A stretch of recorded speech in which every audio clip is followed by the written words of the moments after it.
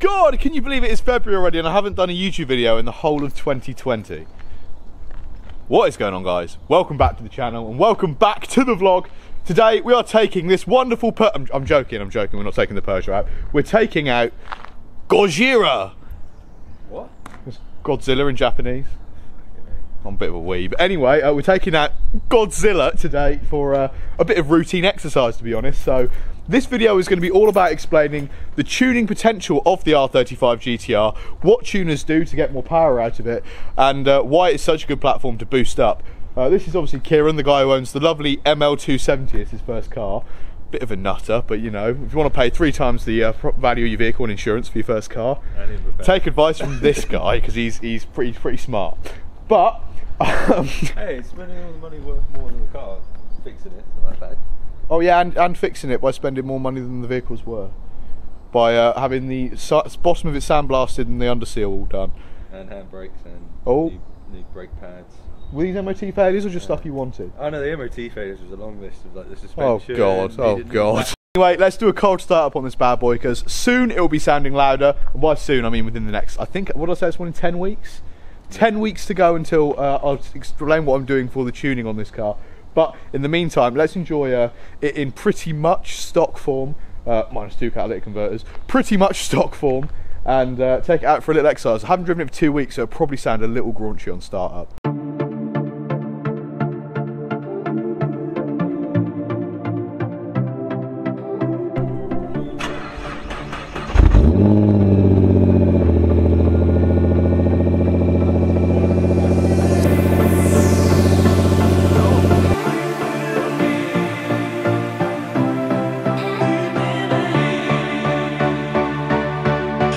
So as you can see, she ain't sounding bad, but we do need some stuff done, and that barely turned on then as well. So we need to take this for a long run. We're going to chuck a tenner reducing it, just take it for like a half-hour drive, take it on some spirited runs through some country roads here in the south of England, and just enjoy it. And of course, I've also done the leather recently, and all the leather looks amazing, right? I put loads of leather feed in it, looks really good.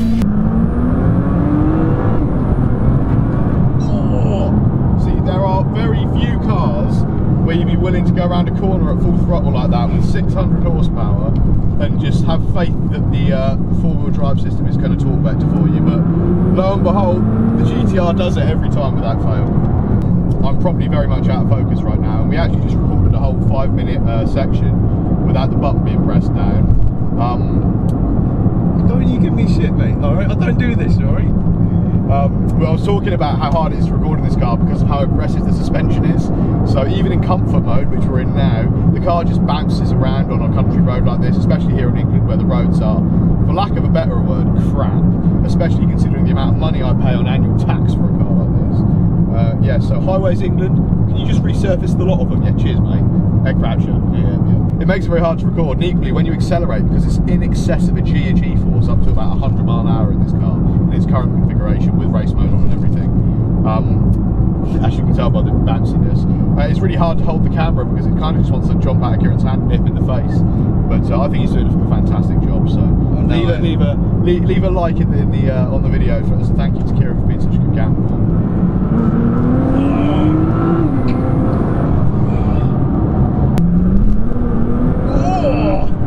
Pick up there, lost both rear wheels there. Not just the one we had earlier on, that was both braking traction. When you're not using the front wheels so much, it just starts slipping more because there's not as much rubber that's doing the pulling force. And that's a lot of people prefer, like if they had a Lambo, they'd have a Huracan that was rear wheel drive, or the new rear wheel drive Evo, because it is scarier. But I kind of like the fact that it puts down the power so reliably in this platform. And if I was going to go for an R8 or a Huracan, I'd actually always go for the four-wheel drive variant, just because I'm too much of an idiot to be trusted with 600 braking at the rear wheels alone. I know it's like it's a very rear wheel bias anyway. You can really tell, but I do think if I had something like a 720S or something with a lot of power at the rear, I don't think I'd have it very long. I don't know if I'd be here much longer either, to be honest. Can't be trusted, man. Maybe when I'm 30 and a bit more sensible. Maybe when I have a kid and, you know, I've got to stay alive. But right now, I'm just in it for the thrills, you know. I feel like all the Americans thought that was 55. Yeah, that was something like that. Yeah. We're now in Mexico. If anyone's wondering where we are, we took a quick trip to Mexico from Winchester, and yeah. you. You don't need to be rich to have fun. All you need is a tenner and a GTR.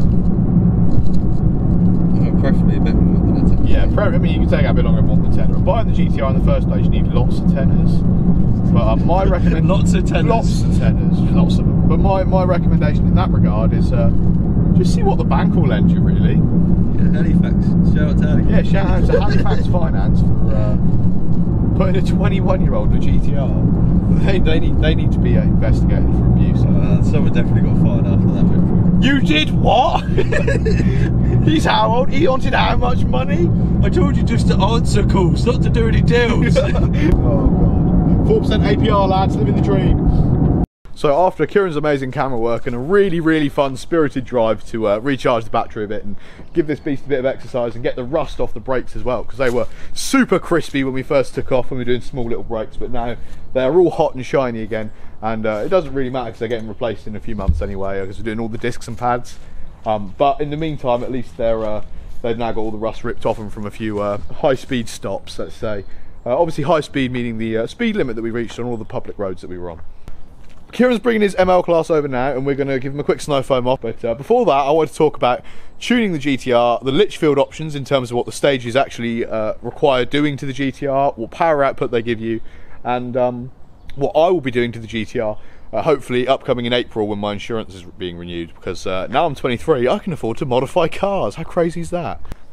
So, number one, stage one is 590 brake horsepower on any of the GTR platforms.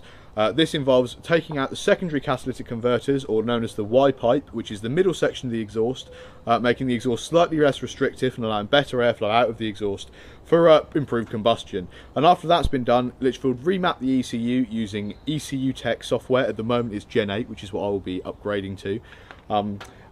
With that you should get just shy of 600 horsepower, about 590 brake horsepower on all GTR models.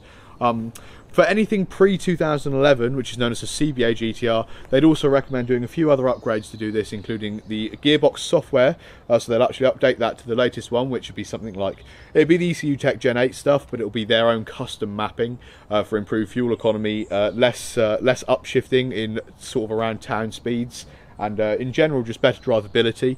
So that will be part of stage one. Yeah, an ECU remap to just shy of 600 brakes. So that is all in all costs, I think, about £2,000. So it's around 600 for the ECU remap to get the more power, and then in terms of the exhaust system, I think it's about £500 plus fitting, so labour. So it's just over £1,000, I think, for stage one, £1,100. But obviously, if you want to do things like the bell housing upgrade on older GTRs, or the transmission solenoid caps, they are things you sort of need to do to put more power down in the older GTRs, and we'd recommend doing anyway, just for longevity purposes. You are going to be spending a little more money, probably close to the £3,000 to £4,000 mark, but it will completely transform the vehicle.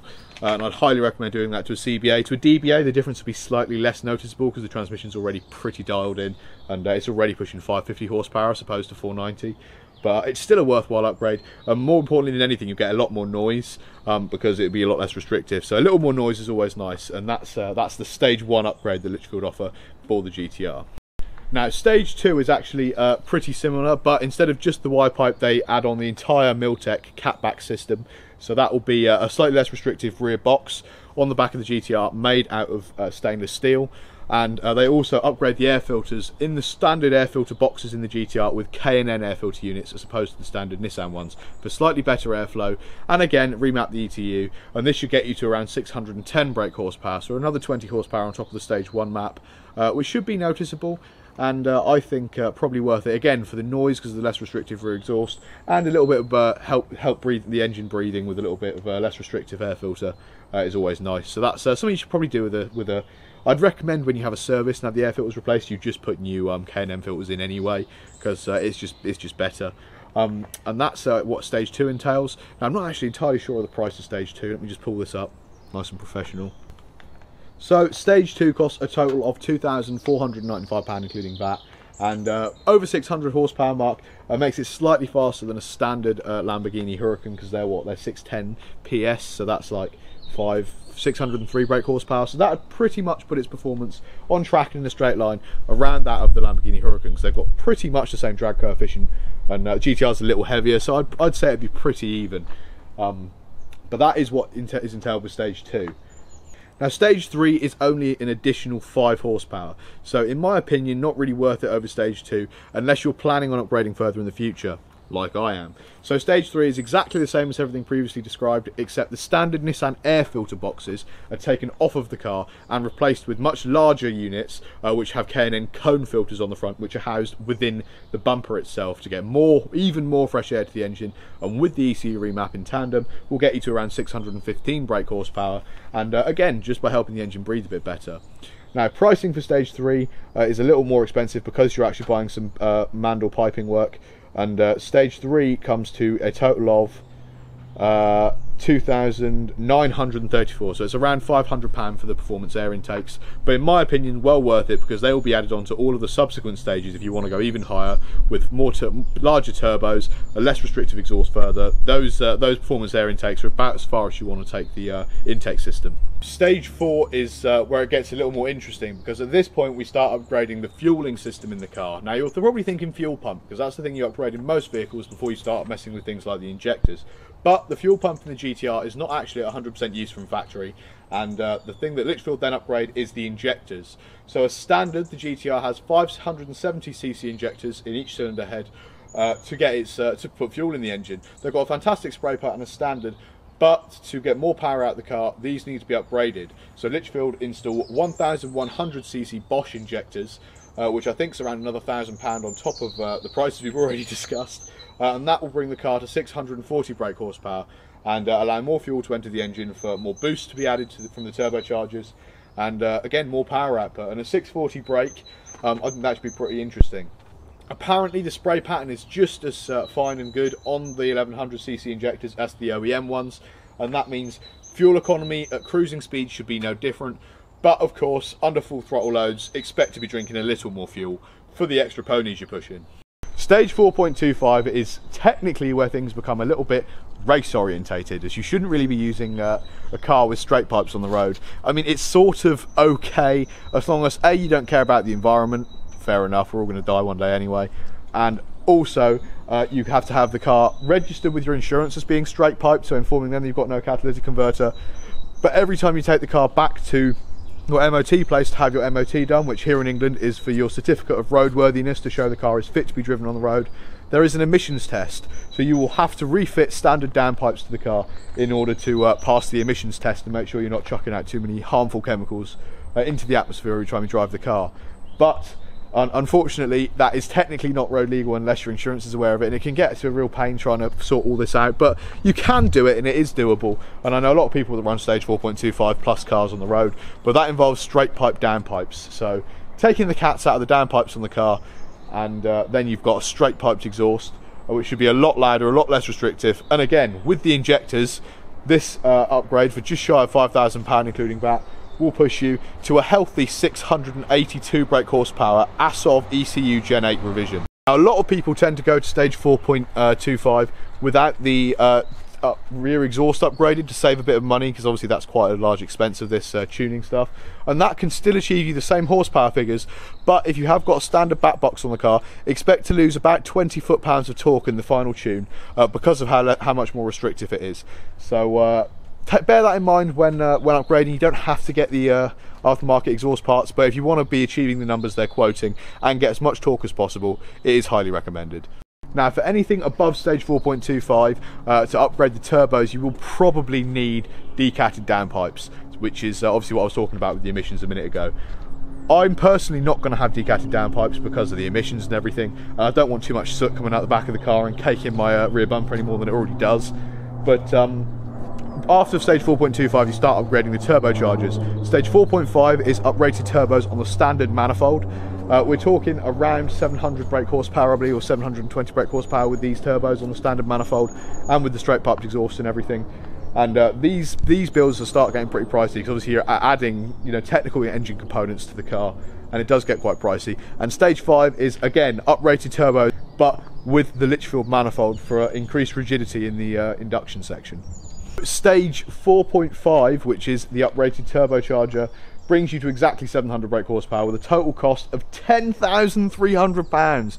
Gosh, that's a lot for labour, but in my opinion, if you want to boost the car to these sort of levels, I wouldn't take it anywhere but Litchfield.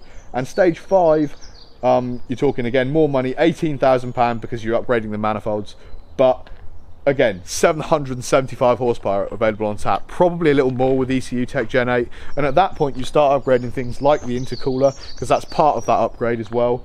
And that's how you sort of achieve more power. And beyond that is when you start having to do things like blueprinted engines and uprated engine components, transmission components and clutches to deal with more power. But I think what this really says is how fantastic the GTR platform is as a whole, that you can pretty much with stock internals and everything bring it to nigh on 800 brake horsepower with very little upgraded. You know, standard clutch, you know, standard engine, nothing needs to be uprated, and that's just absolutely insane to me that the car is that good as a platform as standard.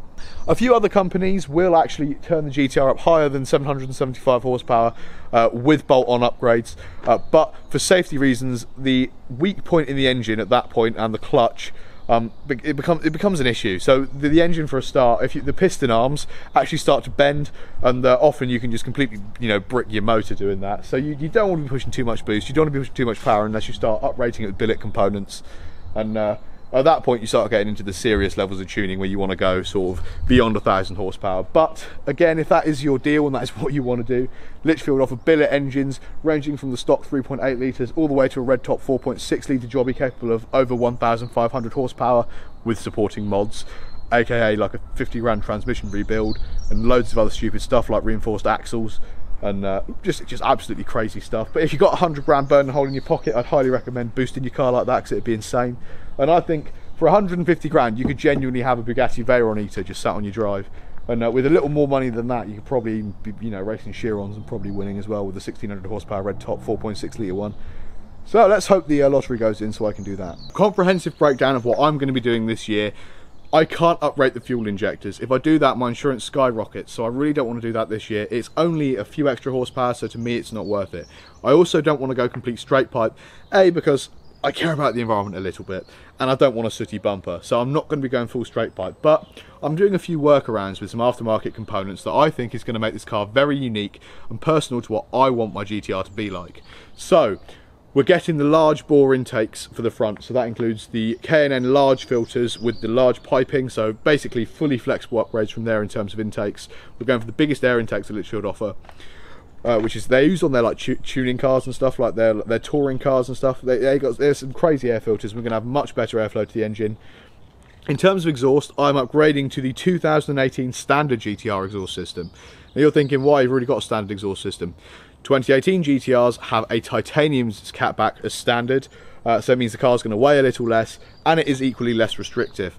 Now it is a Valvetronic exhaust, but we are going to be welding the valves fully open, so this car is as loud as possible all the time, because I'm a bit of a knob, and I don't really want the Valvetronic feature, so we just want it as loud as possible, and a straight pipe wide pipe as per stage 1 upgrades mentioned previously. We're also going for the ECU remap to the Gen 8 software, but with the standard injectors we should be restricted to around 615 to 620 brake horsepower, but I think that's going to be a nice little boost from what I've got now, and it should make the car a little more dailyable with upgraded transmission software, and a little nicer overall.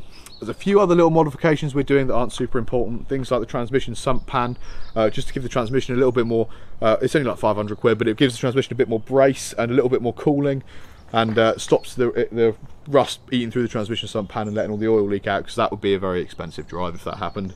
So it's just sort of a precautionary measure to improve the transmission rigidity, and other than that it's going to be general maintenance stuff like brakes being replaced, and one carbon fibre option I'm definitely adding as of the tune while we're up at Litchfield. I won't reveal to you guys what that is yet, but I hope you guys like it when we put it on the car.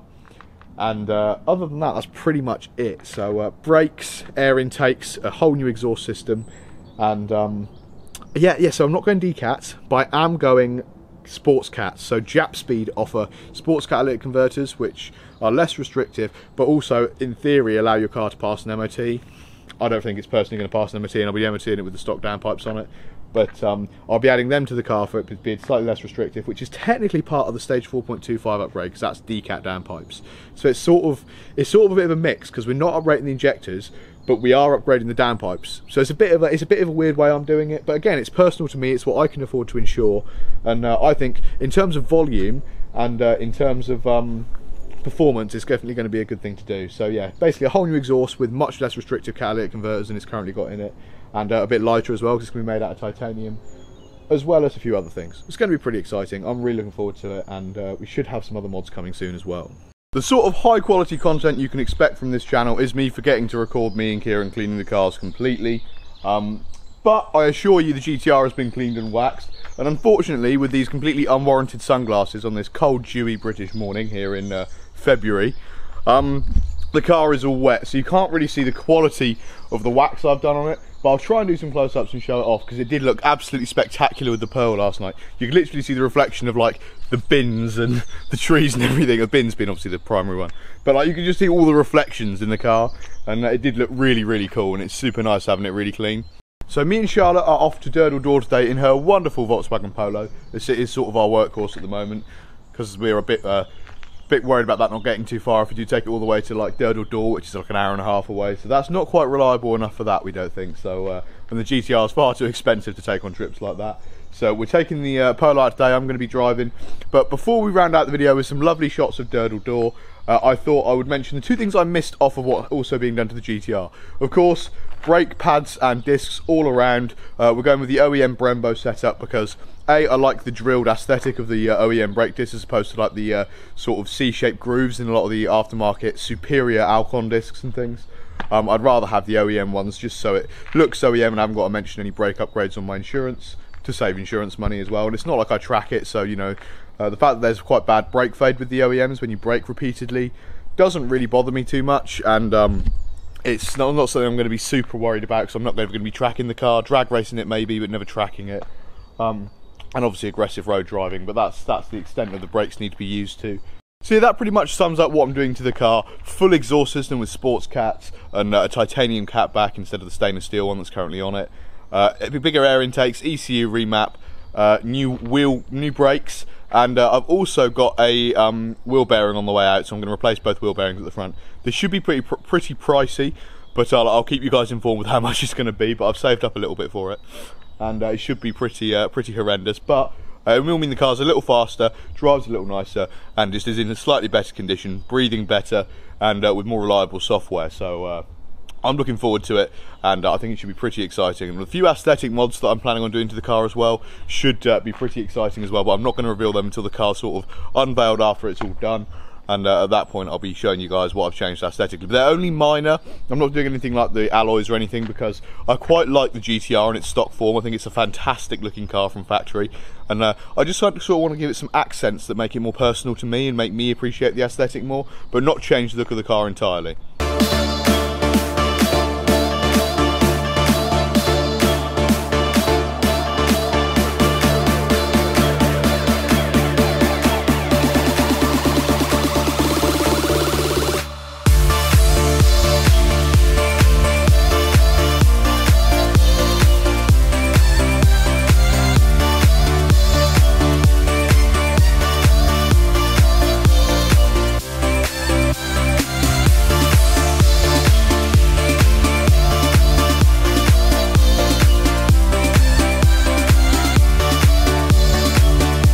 Well, I really wish I still had my drone, guys, but that is a wrap. I hope you enjoyed the video. Stay tuned for the GTR tuning and more Litchfield content, and obviously hopefully more trips like this, because it's been fantastic and really cool. But I will get a drone in a few months, so hold out for that, because life will be much better when I've got one of them. And I'll see you guys in the next one. Peace.